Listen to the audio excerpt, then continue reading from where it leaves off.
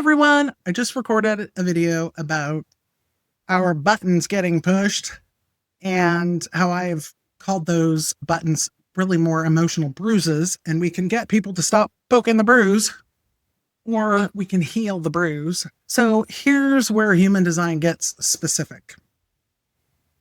There are a number of places in the chart where our bruises, so to speak, can show up, our challenges, the thing that get us upset, right?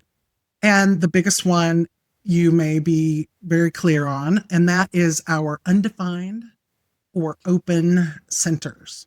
So I'm going to go through just quickly each of those.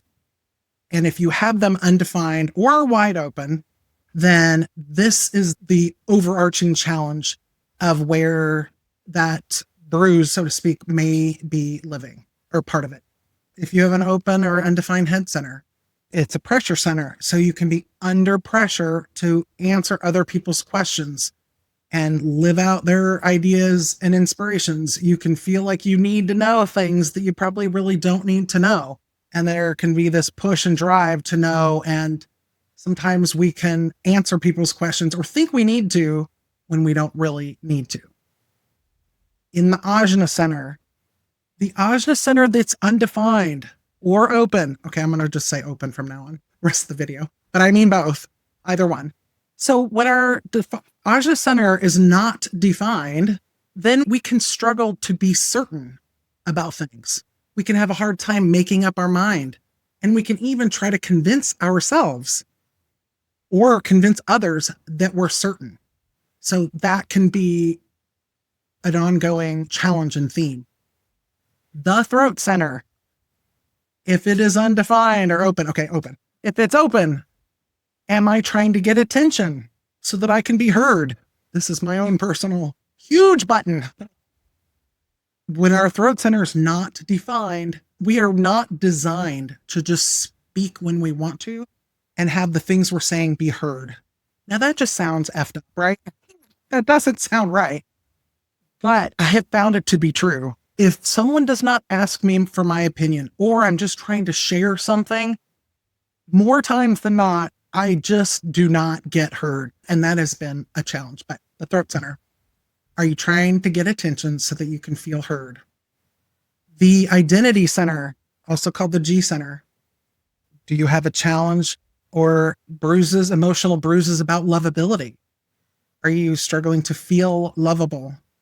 Are you struggling to find direction? This is also where direction is, like what you should do with your life, what you should do next. That can be a challenge. Do you love where you live, where you work, who you're with? Those can be challenges and pain that comes with that open center. The open will center. Am I trying to prove something? Am I trying to prove my value, prove my worth? When people make comments and I feel unworthy, and the way they say things makes me feel like I'm not valued. That's the will center that's not defined. It can happen in defined centers, but our open centers are where we take in energy and it's not consistent for us, right? So that's where it can be fleeting. The emotional solar plexus center. We are open there. Am I avoiding truth? Am I avoiding conflict? I'm trying to keep everyone else happy.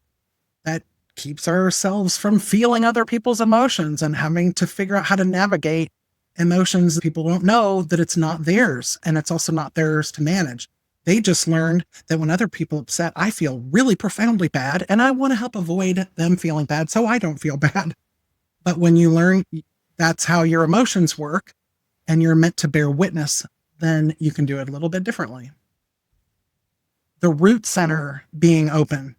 Am I trying to get all the things done so I can be free of the pressure? Am I feeling pressure to get things done? When people say things to me and ask me a question or ask me for help, do I feel enormous pressure? Am I trying to be free of the pressure? Is root center speaking. The spleen center.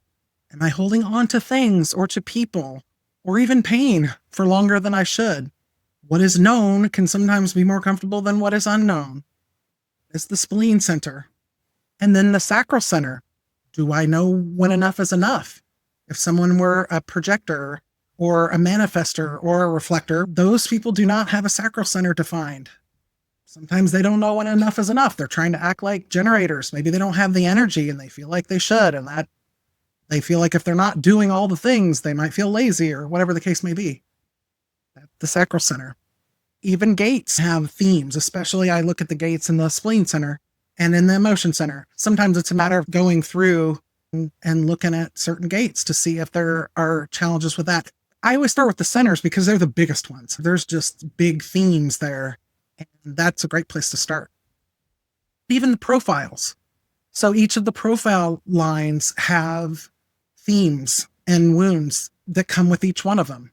People who have a line 1 in their profile, they're the investigator. They really bring foundation of knowledge and security to the collective, to everyone. That's what they bring as being a line 1. The wound that goes with that is a deep insecurity that's masked by compulsive research and preparation. It never feels ready enough. That drives them to be the investigator, to learn. So that core tension is knowing when they need to go get more and when they have enough and they can act. If people give somebody a hard time, why do you need to ask all these questions? Why do you need to know everything? You don't need to know that. You just need to know this. And the person who's in line 1 says, no, I need to know. I'll let you know whether I need to know something or not. Don't leave anything out. That's what a line 1 is saying. Line 2 is called the hermit. Line 2 people have a natural talent that needs to be called out by others. They just have a natural gift. The wound is they don't see their own gifts. They feel deeply uncomfortable sometimes with being seen or projected onto, like people needing them for something. It can be uncomfortable because what if I don't know enough or help you in that way? We need solitude to pull back and replenish ourselves. So the core tension is there. We want to hide, but the natural gift we have to offer makes that impossible. We end up getting called out. The third one is called the martyr. And that seems like a negative term, but it's really learning through trial and error and finding out what works and what doesn't. And don't let the stuff that fails bother you and just come back with the stuff that works. We need somebody to do that. The martyr, that's what they do. So their wound is that they can feel shame around failures that are actually the way they're designed to learn. My human design teacher said for line 3, really for all of us, right? But for line 3s, there genuinely is no such thing as failure. They are literally designed for trial and error. But the core thing that they need to get past and get through is not feeling like a failure or that things that they've done didn't work out over and over. The line 4, they're called the opportunist. The theme of a line 4 is building an influential network of deep relationships. So the wound that can happen for line 4 is being devastated by broken friendships or burned bridges. Their security is really deeply tied to their circle of people, and rejection from their network in any way can hurt. Their core tension is they really need close relationships to thrive, but those same relationships are also where they're the most vulnerable. The line 5 is called the heretic, another interesting name. Their life theme is delivering practical solutions to other people. So the wound that they carry is the weight of other people's projections. So line 5 is a fascinating one. They're either like the hero or the goat. When people come across the line 5, particularly acquaintances or strangers, they'll meet them and be like, you can solve my problems. You can be my hero. And they project their own needs onto the line 5. The pain of a line 5 can be around people see in them what they need to see and want to see. And line 5s can often feel like they're not seen for who they truly are. Then the line 6 is called the role model. We know that the line 6 goes through the 3 phases, the 0 to 30 age, experimenting like a line 3, but a line 6 is not built like a line 3. They don't quite have that level of resilience to the failure, so there can be pain associated with that. That second phase, being quote on the roof, age 30 to 50, is a recovery time. Recovering from the first 30 years and learning in a different way instead of experimenting. It's learning from a different vantage point. I'm not going to go out there and try all the stuff anymore. I'm going to learn by watching what other people do. And then at their Chiron return, about age 50, being the role model, they integrate everything that they've been through. Sometimes being on the roof creates profound sense of disconnection and loneliness. And I don't think it's just on the roof now that I think about it more, because we connect the dots and see things other people don't see. Because so there can really be a feeling of loneliness that can sometimes come with that. So the core tension is really meant to model a life well lived through being who they authentically are meant to be, and really stepping into that sage and wise role model. But the earlier wounds in life may make them feel like that is not who they're going to be, but that's precisely why they are going to be the role model. They will integrate all of that information and then use it to help others. The last piece I'm going to cover here very quickly is around type.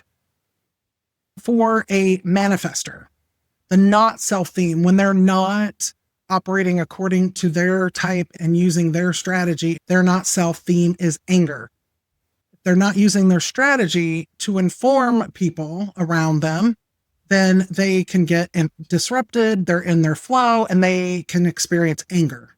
Instead of their signature feeling is that of peace. For a projector, they can experience a not self theme of bitterness when they're not waiting for the invitation and managing their energy and feeling good so that their aura puts out that they're ready for an invitation and they try to force things, they will experience bitterness. When they are operating according to their design and they get those invitations, then their signature feeling is success.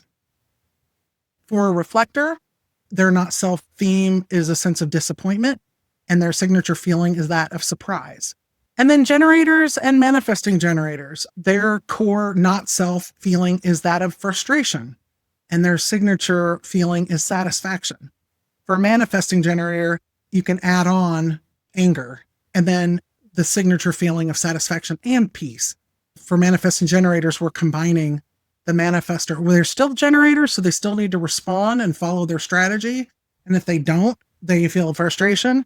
But even if they don't feel frustration and they follow their strategy and then they get in a zone and they haven't informed, they're going to feel anger just like a manifester. So the interesting thing about the generator theme of frustration is generators regularly, both generator, manifesting generator, they regularly experience frustration because we learn in a stair-step fashion.